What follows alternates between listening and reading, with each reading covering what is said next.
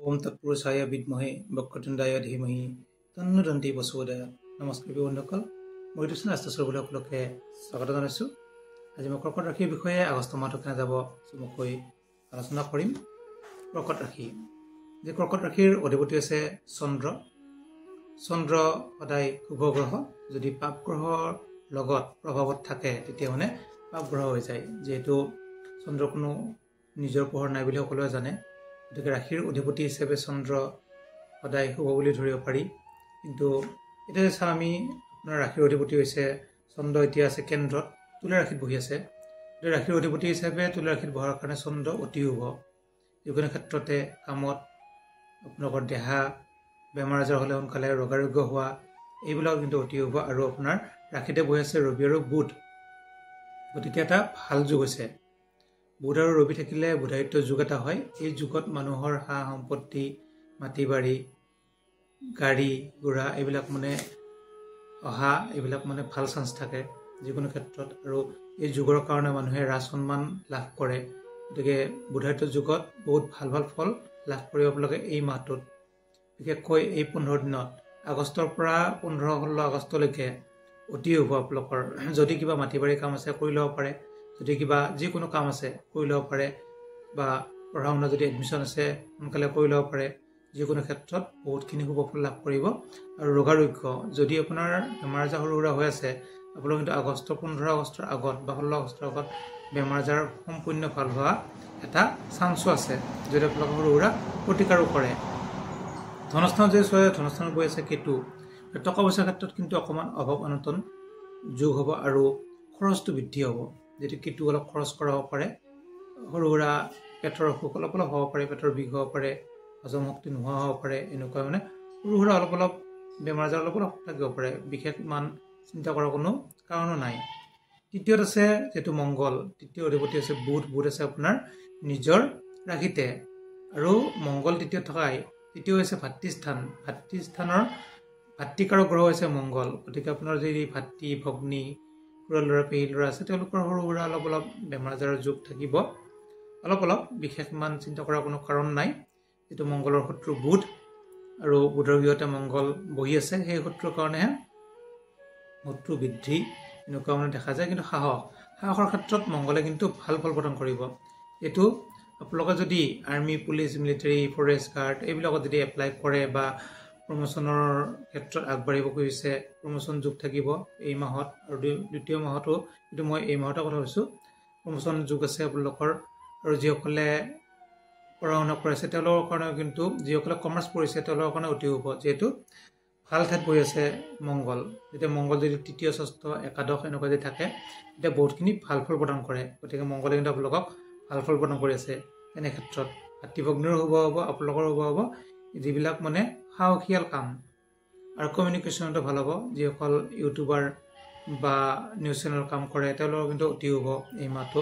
বহুতখিনি TRP পাব বা নতুন নতুন কেছ পাব, ইউটিউবৰ নতুন নতুন ভিডিঅ' বনাবৰ কাৰণে চান্স পাব, এইবিলাক কিন্তু অতি শুভ কৰ্কট ৰাশিৰ।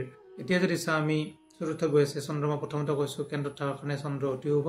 অধিপতি হিচাপে যিহেতু শুক্ৰ আছে আপোনালোকৰ দ্বাদশত, কিন্তু লগ বন্ধুৰ ক্ষেত্ৰত কিছু টকা পইচা খৰচ হোৱা যোগ থাকিব। বন্ধুস্থানৰ ক্ষেত্ৰত বন্ধুই টকা পইচা অলপ খৰচ কৰাব এনেকুৱা। গতিকে খৰচৰ ঘৰত যিহেতু বন্ধুস্থানৰ অধিপতি হিচাপে আছে, এনে ক্ষেত্ৰত লগ বন্ধুৰ পৰা অলপমান চাই চিতি চলিব। খৰচ বৃদ্ধি হ'লে টকা পইচা গ'লে আৰু মানে ঘূৰাই পোৱা টান হ'ব। পঞ্চম স্থান আছে উচ্চ শিক্ষা। উচ্চ শিক্ষাৰ অধিপতি যিহেতু মংগল আছে তৃতীয়ত। আপোনালোক উচ্চ শিক্ষাৰ ক্ষেত্ৰত ভাতৃভগ্নীয়ে সহায় কৰিব, আৰু এই সহায় ক্ষেত্ৰত আপোনালোকৰ ভাল সহায় লাভ কৰিব। আৰু বাহিৰত মানে বিদেশ যাত্ৰাও আছে, বাহিৰতো পঢ়িব পাৰে আপোনালোকে। বাহিৰত পঢ়িলেও কিন্তু ভাল চান্স এটা পাব উচ্চ শিক্ষাত। যিটো মংগলৰ কাৰণে যিসকলে কমাৰ্চ পঢ়ে তেওঁলোকে কিন্তু বেছি ভাল চান্স পাব কমাৰ্চৰ কাৰণে। বাকী আৰ্টছৰ বা ছায়েন্সৰ কথা অলপ বেলেগ, কিন্তু কমাৰ্চৰ কিন্তু ভাল চান্স পাব। এইটো সপ্তম যদি আমি চাওঁ, সপ্তমৰ অধিপতি হৈছে শনি, যিটো ভাগ্যস্থানত আছে বিবাহৰ ক্ষেত্ৰত।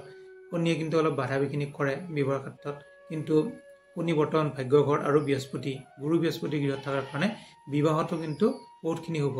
আৰু প্ৰেম প্ৰীতিটো কিন্তু শুভ বুলি ক'ব পাৰি। কিন্তু মংগলৰ কাৰণে প্ৰেমত অকণমান অশান্তি যোগ আছে, কিন্তু বিবাহৰ ক্ষেত্ৰত অতি শুভ, যিহেতু ভাগ্যৰ ঘৰত শুনি বহি আছে গোটেই থাকিবই মাহটো থাকিব মানে 2.5 বছৰ থাকিব গতিকে 2.5 বছৰৰ ভিতৰত আপোনালোকৰ অতি হ'ব তথাপি এই মাহতো অতি হ'ব বিবাহৰ যিসকলে আগবাঢ়িব খুজি আছে বা আগবাঢ়িব পৰা নাই বা যিসকলৰ কিছু ক্ষেত্ৰত সমস্যা আছে তেওঁলোকৰ কিন্তু সমস্যাবিলাক সমাধান হ'ব এই মাহৰ পৰা অতি হ'ব যেটো শুক্ৰ আপোনালোকৰ শুভ আৰু শনিও শুভ গতিকে শনি যেহেতু ভাগ্যৰ গৃহত আছে আৰু অষ্টমত ৰাহু আছে এই ৰাহু কিন্তু বহুত শুভ নহয় আপোনালোকৰ কৰ্কট ৰাশিৰ ৰাহু অষ্টম মানে আয়ুস স্থান বা মৃত্যু স্থান যেতিয়া আয়ুস স্থান বা মৃত্যু স্থানত অশুভ ঘৰতে থাকে সি কিন্তু ভাল ফল প্ৰদান নকৰে পেটৰ অসুখ পেটৰ গণ্ডগোল পেটৰ বিষ বা হজম শক্তি নোহোৱা এইবিলাক কিন্তু সমস্যা হ'ব পাৰে গেষ্ট্ৰিক এইবিলাক মানে সমস্যা হ'ব পাৰে আপোনালোকে ৰাহুৰ অলপ প্ৰতিকাৰ কৰিব ৰাহুৰ যেটো মন্ত্ৰ আছে জপ কৰিব ৰাহুৰ মন্ত্ৰ জপ কৰিলে আপোনালোকে কিন্তু ভাল ফল লাভ কৰিব ৰাহু কালত আপোনালোকে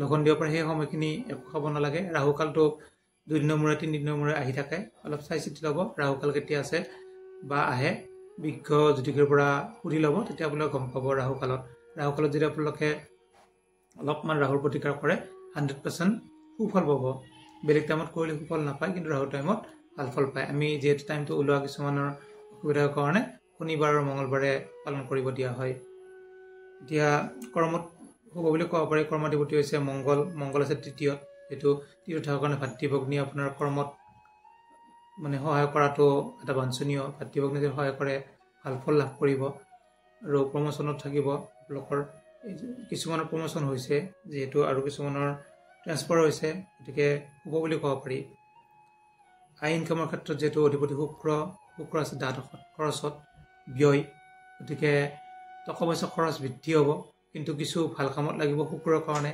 কিছু অলপ বেয়া কামত লাগিব ৰাহুৰ কাৰণে গতিকে কেতুৰ কাৰণে কেতুই কিছু টকা পইচা অলপ নাশ কৰিব কিন্তু শুক্ৰই ভাল কামত লগাব আৰু যিখিনি খৰচ হয় ঘৰৰ গৃহ নিৰ্মাণ গৃহৰ কাম ঘৰৰ কামত নিজৰ সম্পত্তি কিনাত এইবিলাকত কিন্তু টকা পইচা অলপ খৰচ বৃদ্ধি হ'ব কিন্তু ভাল কামত লাগিব যেহেতু গুৰু বৃহস্পতি আৰু গুৰু শুক্ৰ দৈত্য গুৰু আৰু দেৱগুৰু একেলগে আছে দ্বাদশত আছে খৰচ বৃদ্ধি কৰিলে ভাল কামতে লাগিব দেৱগুৰুৰ ক্ষেত্ৰত আপোনালোকৰ মন্দিৰ নিৰ্মাণ ধৰক মন্দিৰত দিয়া মন্দিৰৰ কাম পূজা পাতল কৰা এইবিলাকত কিন্তু খৰচ হ'ব বৃহস্পতিৰ কাৰণে শুক্ৰৰ কাৰণে ঠিক তেনেকুৱা গৃহ নিৰ্মাণ যান বাহন ক্ৰয় এইবিলাকত কিন্তু খৰচ হ'ব শুক্ৰৰ কাৰণে গতিকে তেনে ক্ষেত্ৰত অতি হ'ব বুলি ক'ব পাৰি এতিয়া আমি চাওঁ প্ৰতিকাৰৰ ক্ষেত্ৰত কৰ্কট ৰাশিৰ প্ৰতিকাৰ কি কৰিব ৰাহুৰ প্ৰতিকাৰ কৰিব মই তেতিয়াই ক'লো ৰাহুৰ প্ৰতিকাৰ ৰাহুৰ মন্ত্ৰ এনেধৰণৰ ওম ঐং ৰিং শ্ৰী ৰাহুৱে ওম ঐং ৰিং শ্ৰী ৰাহুৱে এনেকৈ আপোনালোকে ৰাহু কালক মাতিব পাৰে তেতিয়া কিন্তু ভাল ফল লাভ কৰিব আৰু যদি কিবা সুধিবলগীয়া থাকে আপোনালোকে সুধিব পাৰে ভিজিট কৰিব পাৰে ধৰক আপোনালোকে ফোন কৰি আহিব পাৰে ধন্যবাদ